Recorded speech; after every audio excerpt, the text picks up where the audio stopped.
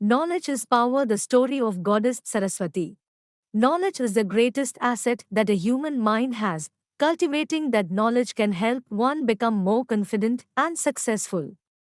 Just like religions across the world, in Hinduism, knowledge and learning finds a patroness in the form of Goddess Saraswati.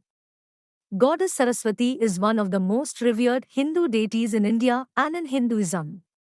She is known as the Hindu goddess of knowledge, music, art, speech, wisdom, and learning. She forms a part of the Tridevi, which includes Lakshmi and Parvati. In this article, we shall cover various aspects of Goddess Saraswati, from her birth and origin, her relationship with Lord Brahma, her iconography, and the festivals where she is celebrated. To view a beautiful collection of Saraswati paintings and Saraswati art, you can click here. Who is Goddess Saraswati? The etymology of the word Saraswati comes from the fusion of two Sanskrit words, Saras, meaning pooling water or sometimes loosely translated to speech, and Vati, meaning she who possesses. Originally associated with the river or rivers, she is also known as she who has ponds, lakes, and pooling water, or occasionally she who possesses speech. In some interpretations, Sara is translated as essence and Sva is translated to self.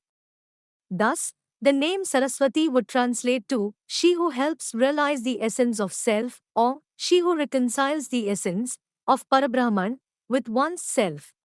Ma Saraswati Tanjore painting by Sanjay Tanjekar. Understanding the birth of Saraswati gives us an insight into who she was and what was her purpose in this universe. It also helps us to understand her relationship with Lord Brahma as well. In the beginning there was chaos. Everything existed in a formless, fluid state. Brahmana, the creator of this universe, asked, "How do I bring order to this disorder?" "With knowledge," said Devi. Heralded by a peacock, sacred books in one hand and a veena in the other, dressed in white, Devi emerged from Brahma's mouth riding a swan as the goddess Saraswati. The goddess uttered, "Knowledge helps man find possibilities where once he saw problems." Who? Under her tutelage, Brahma acquired the ability to sense, think, comprehend, and communicate.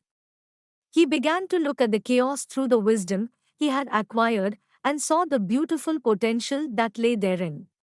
He discovered the melody of mantras in the cacophony of chaos. In his joy, he named Saraswati as Vagdevi, goddess of speech and sound. The sound of mantras filled the universe with vital energy, or prana. The cosmos began to acquire shape and structure. The sky was dotted with stars and rose from the heavens, the sea sank into the abyss below, and the earth materialized and stood still. Gods became lords of the celestial abodes, demons ruled the nether worlds, humans walked the earth. The sun rose and set, the moon waxed and waned, the tide flowed and ebbed. Seasons changed, seeds germinated, plants bloomed and withered, animals migrated and reproduced as randomness gave way to the rhythm of life. Brahma thus became the creator of the world, with Saraswati as his wisdom. Saraswati was the first being to come into Brahma's world. It wasn't long before Brahma began to see her with desire and lust. Saraswati turned away, saying, "All I offer must be used to elevate the spirit, not indulge the senses." Who? Brahma couldn't control his amorous thoughts and his infatuation grew. He gave himself 4 heads facing every direction so that he would always be able to feast his eyes on Saraswati's beauty. Saraswati tried to escape Brahma's gaze, taking the form of a cow. Brahma then followed her as a bull. Saraswati then changed into a mare. Brahma gave chase as a horse. Every time Saraswati turned, Brahma followed her as the corresponding male equivalent. No matter how hard Brahma tried, he could not catch Saraswati in any of her forms. The goddess with multiple forms came to be known as Shatrupa. She personified material reality, alluring yet fleeting. Angered by his display of unbridled lust, Saraswati cursed Brahma, "You have filled the world with longing that is the seed of unhappiness. You have fettered the soul in the flesh. You are not worthy of reverence. May there be hardly any temple or festival in your namehood." Undaunted by the curse, Brahma continued to cast his lustful looks upon Saraswati. He gave himself a fifth head to enhance his gaze. Brahma's action, motivated by desire, confined consciousness and excited the ego. It disturbed the serenity of the cosmos and roused Shiva, the supreme ascetic, from his meditation. Shiva opened his eyes, sensed Saraswati's discomfort, and in a fit of rage turned into Bhairava, lord of terror. His eyes were red, his growl menacing. He lunged towards Brahma and cut off Brahma's fifth head. The violence subdued Brahma's passion. Brahma's decapitated head seared through Bhairava's flesh and clung to his hand, removing all his strength and driving him mad. Saraswati, pleased with Bhairava's timely action, rushed to his rescue. With her gentle touch, she nursed him like a child, restoring his sanity. Brahma, sobered by the encounter, sought an escape from the maze of his own desire. Saraswati revealed to him that he would have to conduct a yagna to cleanse himself and start anew. In order to conduct a yagna successfully, the assistance of a wife was needed. Brahma chose Saraswati to be his wife, and thus they were reconciled. Thus, we understand the birth of Saraswati, though necessary, was a complex and complicated process, showcasing the much darker aspects of Hindu mythology. Importance of Goddess Saraswati as a river. The word Saraswati appears both as a reference to a river and as a significant deity in the Rigveda. Saraswati was viewed initially as a major river, which geologists today consider as the Ghaggarakra River. The mythological story of Goddess Saraswati becoming a river is mentioned in the Shree Khada of Padma Purana as well as in Skanda Purana. It talked about a terrible battle taking place between the Bhargavas, a group of Brahmana, and Hahayas, a group of Kshatriya, and from it an all-consuming fire called Vadvagni was born, which could destroy the whole world. Worried, the Devas went to Shiva. He suggested that the Devas go to Saraswati for help, requesting her to become a river and immerse the Vadvagni into the ocean. She agreed to go, only on the condition that Brahma would tell her, which he did. Therefore Saraswati agreed, and leaving Brahmaloka, she arrived at sage Uttanka's ashram. There, she met Shiva, who gave her Vadvagni in a pot and told her that it originated from the Plaksha tree. Saraswati therefore merges with the tree and transforms into a river. Ma Saraswati Kalikt painting by Uttam Chitrakar. In real life, the river Saraswati carried glacial water from the Himalayas through the plains of northwest India and probably ended in a series of large lakes within the Thar desert, its water only reaching the sea in very wet rainy seasons. Many significant archaeological sites have been excavating along its causeway, indicating that the river played a vital part in the development of the Indus Valley civilization. However, the Saraswati began to dry up during the Harappan and late Harappan phases, as evidenced by the abandonment of many settlements, disappearing completely around 1900 BCE. To the people who lived along her banks, the goddess Saraswati was originally a personification of the river itself. As its waters began to fail and the Harappa settlements shifted eastward towards the mighty Indus River, Saraswati began to lose her status as a river goddess and became increasingly associated with literature, the arts and music. As centuries passed, she grew further to embody the concepts of intelligence, consciousness, knowledge, creativity, education, enlightenment, and power. Iconography of Goddess Saraswati.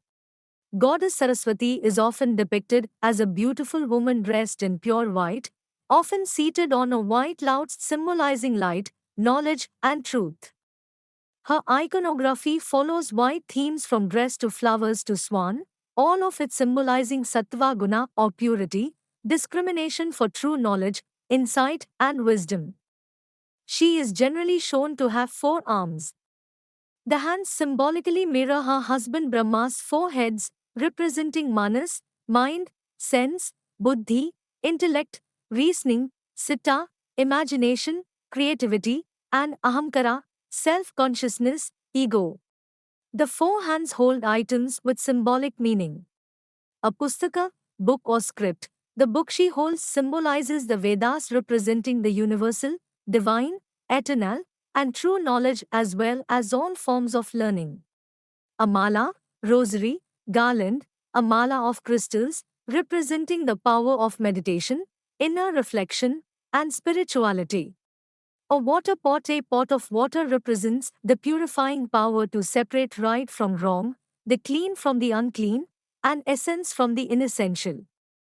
In some texts, the pot of water is symbolism for Soma, the drink that liberates and leads to knowledge.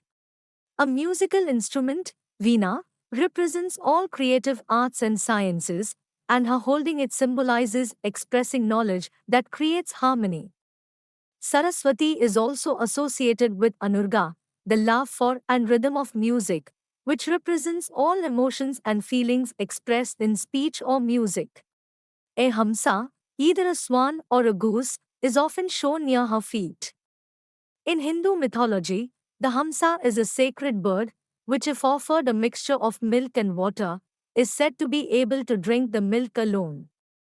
It thus symbolizes the ability to discriminate between good and evil, essence from the outward show, and the eternal from the evanescent. Due to her association with the swan, Saraswati is also referred to as Hamsavhini.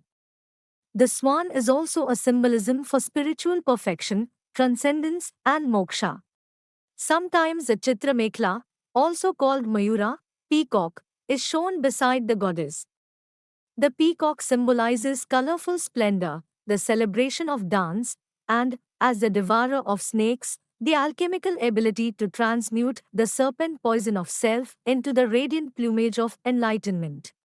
She is usually depicted near a flowing river or another body of water, which depiction may constitute a reference to her early history as a river goddess. There are many avatars and forms of Goddess Saraswati.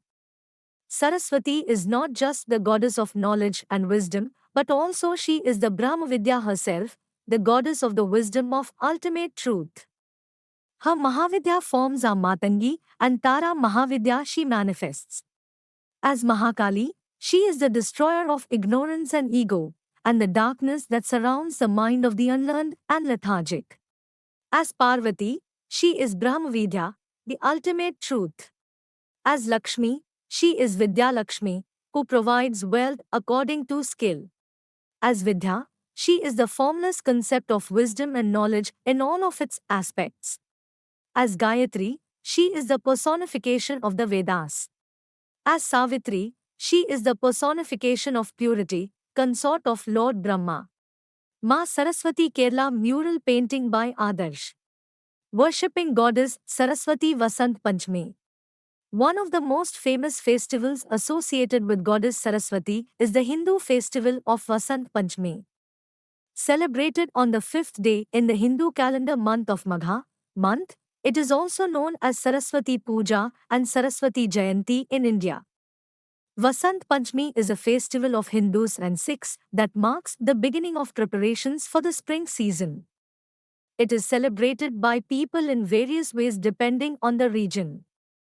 Vasant Panchami also marks the start of preparation for Holika and Holi, which occur 40 days later. For many, Vasant Panchami is the festival dedicated to Goddess Saraswati, who is their goddess of knowledge, language, music, and all arts.